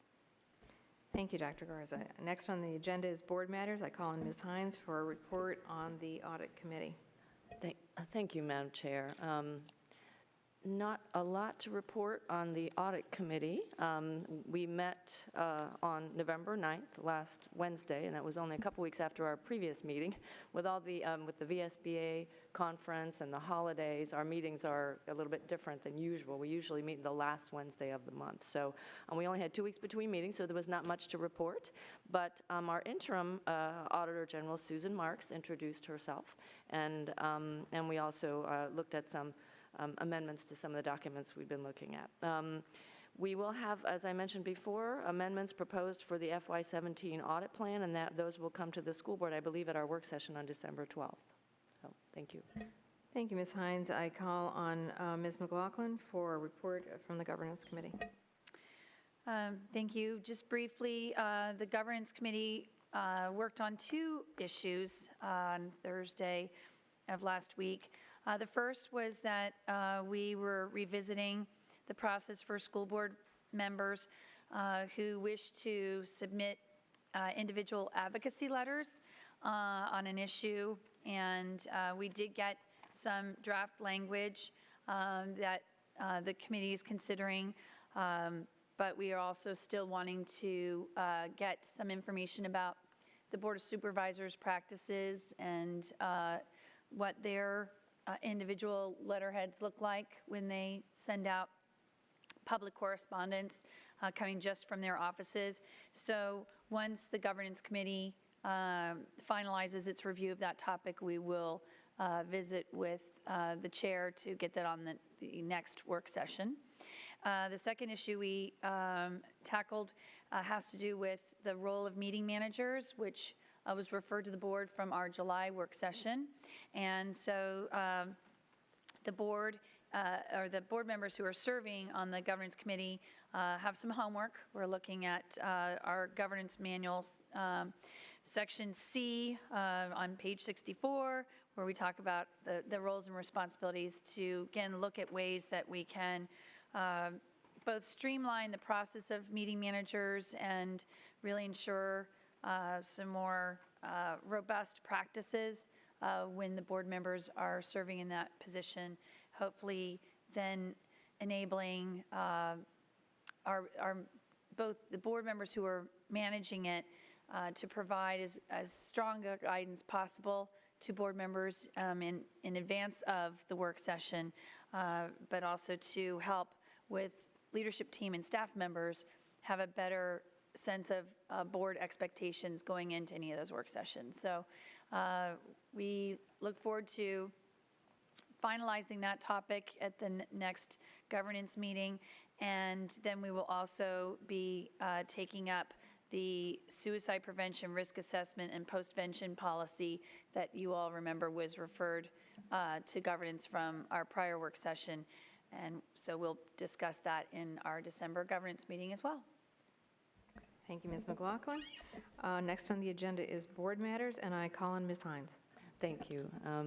Just a couple things. I was very pleased to attend the Reston YMCA Gala the other night, over the weekend. I want to thank the Reston Community Center for inviting me. It was a wonderful event, a lot of fun.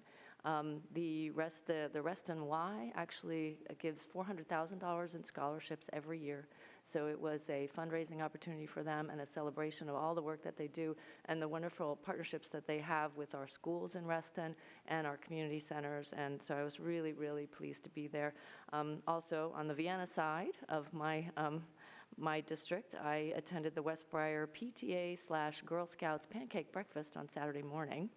And so I had my fill of pancakes and sausage and bacon, and then went down the hall to the book fair in the library. So it was just a really nice opportunity to hang out with the folks at West Briar. It's such a nice, close-knit, and supportive community for that school. And I would just say I'm pleased to see that at our schools we have had a peaceful week.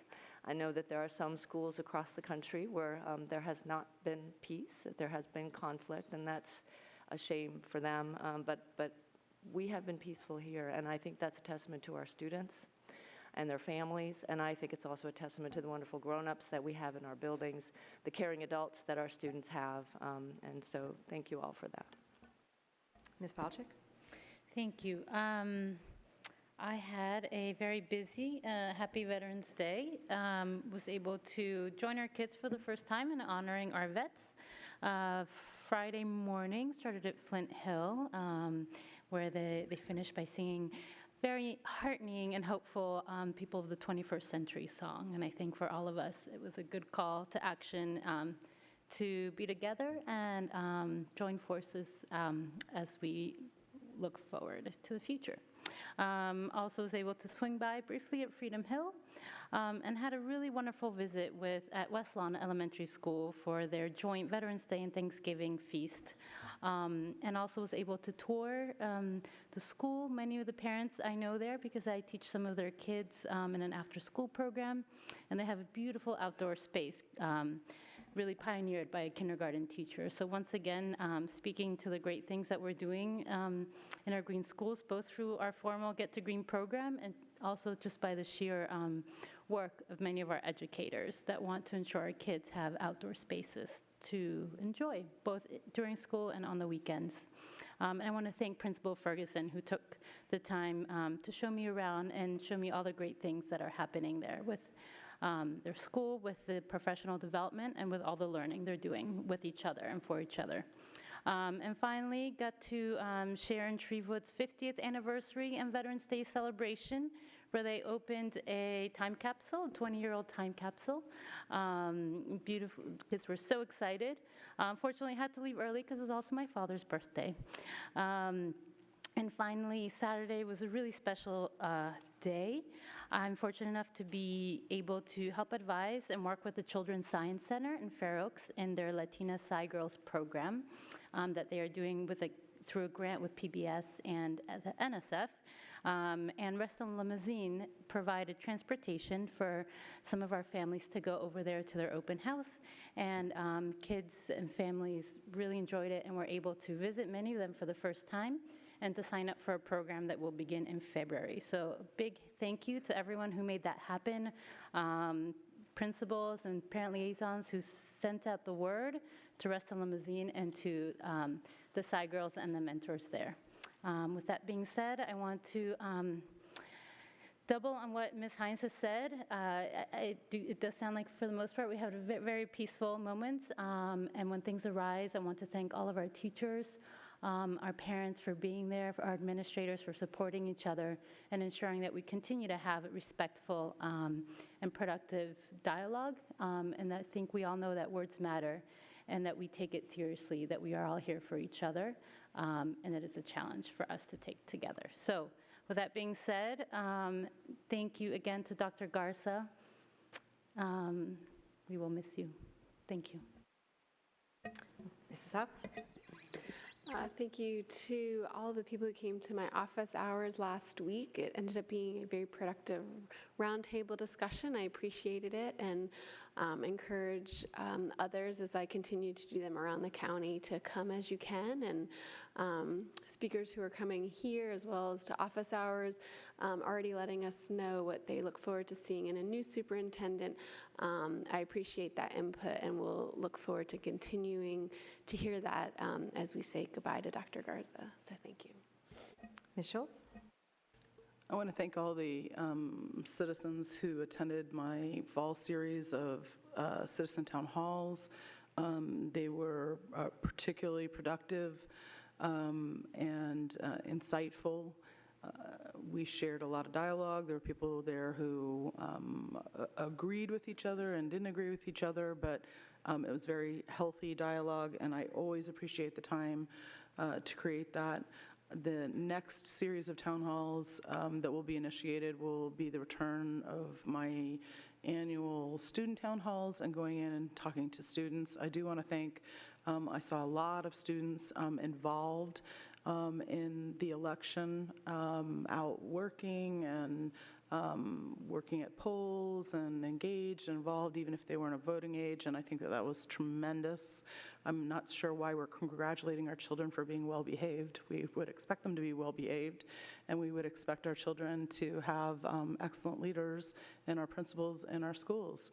There's a lack of equity, of enthusiasm, of course, on this board that doesn't, pales in comparison to years past. But, that being said, what a beautiful thing to watch democracy in action, and that we're a peaceful power, a constitutional republic, and a beacon of freedom in the world.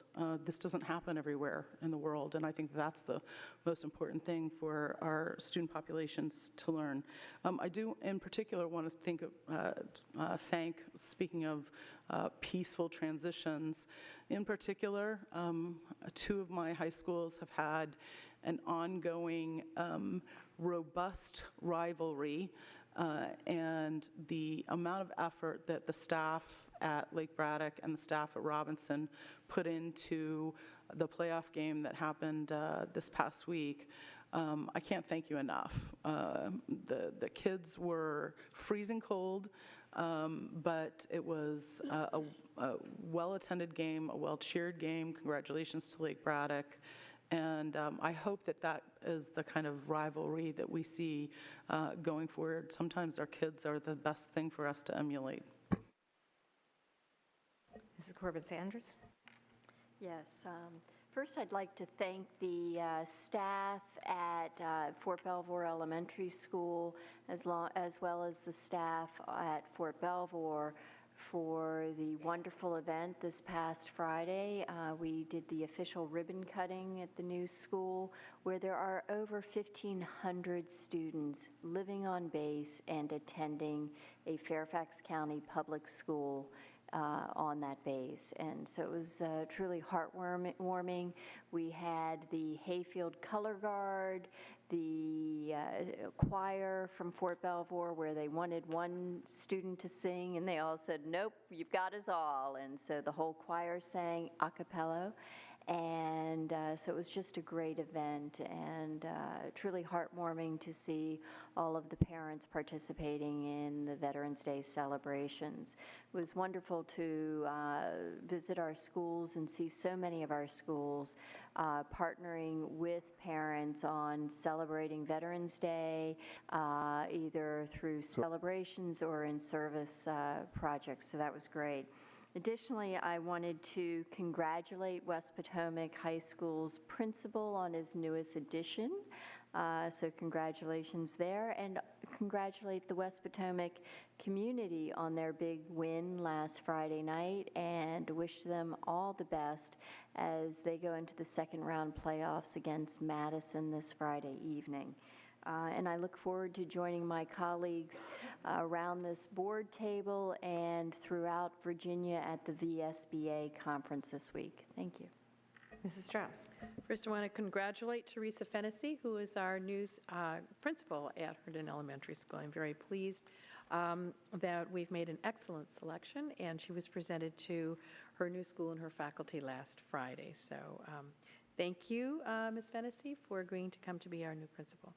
I also, for Veterans Day, we had 2 wonderful, wonderful presentations and celebrations, one at Franklin Sherman Elementary School and the other at McLean High School. At Franklin Sherman, we invite our parents who are either active or retired members of the military to come to school in uniform so that we can thank them for their service. We also make it a point of thanking the children and the families.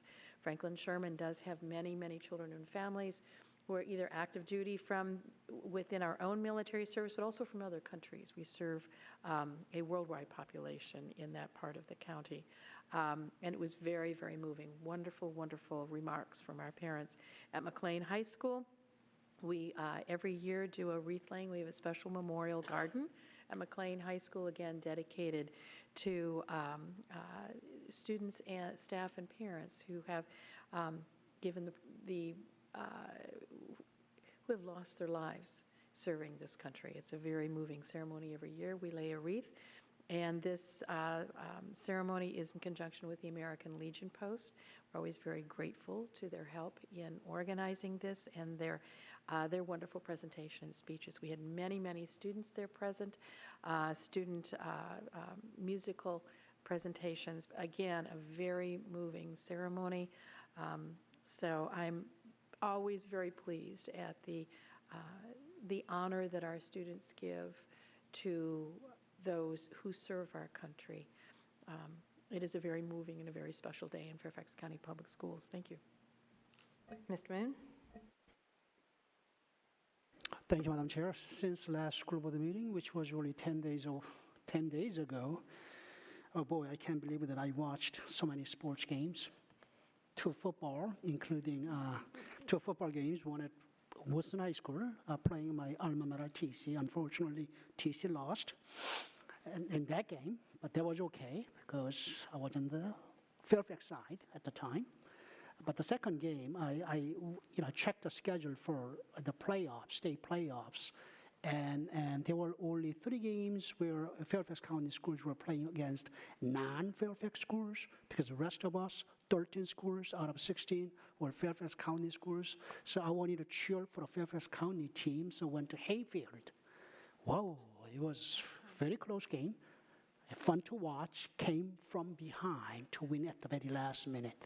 So Hayfield has advanced to the next round, but I have also watched 3 volleyball games, girls volleyball games, and I want to congratulate both Oakton High School and Langley High School for advancing to a state semifinals.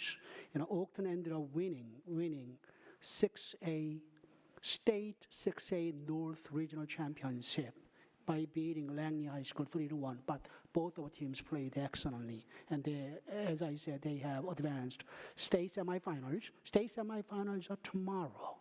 Langley is traveling down to Virginia Beach area, but one team is coming up to Fairfax to play against Oakton. So I want to invite my colleagues, especially Ms. Pelchick, Ms. Hines, to join me at Oakton High School tomorrow night at 7 o'clock. Thank you. Ms. McLaughlin? Just briefly, I wanted to make my colleagues aware that Ms. Darnat Koufax and I participated along with Jane Lipp and Jill Tukolsky in an executive committee meeting for SCIP. And we covered 2 issues that will then come to the full successful youth and policy team. But basically, the 2 primary issues that I just wanted you guys to be made aware of is that we are going to be revisiting what the joint boards talked about during the retreat earlier this summer, where we're looking at ways to have specific plans in place on early childhood education. And that was something that Chairman Bulova had sent to the SCIP committee, saying this was identified as an important issue for both boards, and so SCIP's going to be working on that. And then the second thing is that one of the supervisors had asked about the substance abuse prevention programs and the fact that we used to have counselors embedded in our schools. And so there is a committee that's been working on that between the schools and county. They brought some preliminary recommendations to the executive committee, and that will be brought forward to the full SCIP committee next month, just to simply get any more additional input from the SCIP members. And the focus of this proposal is simply to say, let's look at maybe a pilot model based on other systems that they've looked at around the country, in addition to the fact that they looked at the Community Services Board data, the youth survey, the alcohol and drug seminar class enrollment, behavioral health systems pilot, our Project Momentum schools, and also the juvenile and domestic relations diversion trends. So really trying to look at as much data as possible to help identify how we might just continue to enrich the programs and services and really meet the needs of the students in our communities. But being very mindful when you have a school system of our size, you want to make sure that any programs that we bring into our schools are really going to be delivered in a way that helps students. So that's going to be continued work, but I think what's most important from this is just another example of having county and school staff really working together to make sure we serve our county and its citizens as best as possible. Mr. Wilson? Thank you, Madam Chair. I want to extend thanks to Navy Elementary School and Rachel Carson Middle School for inviting me to their Veterans Day events. Navy Elementary really has been polishing their Labor Day activities over the years. It's quite a show, and the kids really do a great job, and very interesting speakers in video, and just very moving. And Rachel Carson was really extraordinary. They managed to get the West Point Alumni Glee Club to come in and sing, and so a number of veterans of a variety of conflicts were in the classrooms talking to all the 7th graders and 8th graders, and we had a special treat with a World War II veteran who also came and participated, and just really a moving morning for me to do that and see the kids really getting a chance to ask questions and find out about what it means to serve their country in the military. I also want to remind the folks in Sully that office hours again this month, November 30th at 10:30 in the morning at the Chantilly Regional Library. So please come out and come see me there.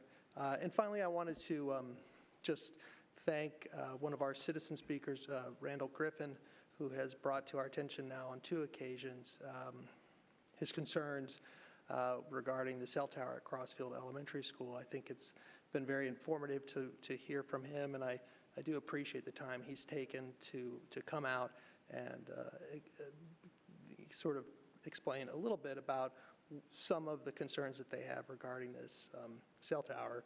It obviously is not before the board, but I think it is helpful to hear from the community on activities or projects such as the cell tower at Crossfield. Thank you.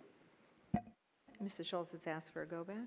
Yes, I'm sorry, I forgot. I wanted to acknowledge, I met an extraordinary man in the course of the election season. His name is Lou Dorfman. He's a Medal of Honor recipient. And I spent some time talking to him, and I found out that he worked security for FCPS for basically his whole career at West Potomac. And I apologize, I don't know what all the pyramid schools are for West Potomac. Is it? Sandburg. And then you've got. And Westlawn? Not Westlawn. No. We've got Bellevue, Holland Meadows, Stratford, Fort Hunt. I don't remember. But what I can say is he went to elementary school. Waynewood. He went to Waynewood. He went to, what's the middle school? Sandburg. He went to West Potomac, went on to become a Medal of Honor recipient, worked in FCPS, and retired in FCPS. He was an extraordinary, extraordinary man, and he is 100% disabled, but still lives in the area, still, I think, visits the school. Extraordinary man. And, with Veterans Day just behind us, I just want to thank men like him who served, who create the freedom that we live under. And I wanted to make sure that the community knows that there is a community-wide celebration in Dr. Garza's honor on November 21st from 5 to 7 p.m. Anyone who would like to register and get a ticket, please contact the school board office and they can direct you to the proper website. We'd be happy to have you join us there and give Dr. Garza a good send-off. I was honored to be part of an event of Dar al-Hijra Mosque on Friday, where a number of local elected officials joined with the Muslim community to reassure them that their families are valued and will be safe and protected. Many of those in that community had voiced concerns about statements that had been made on the national scene in recent months, and they were fearful of being targeted, and particularly fearful for their children. I assured them that, of course, our school system would not tolerate bullying or harassment of any students, and that their children are safe to come to school. I am going to be going to other communities in Mason District that have, in the next weeks and days, to communities that have voiced similar concerns. Here in Fairfax County, we have a unique opportunity to model tolerance and acceptance, and I know we are up to the challenges ahead of us. And with that, this meeting is adjourned. Now we need to go into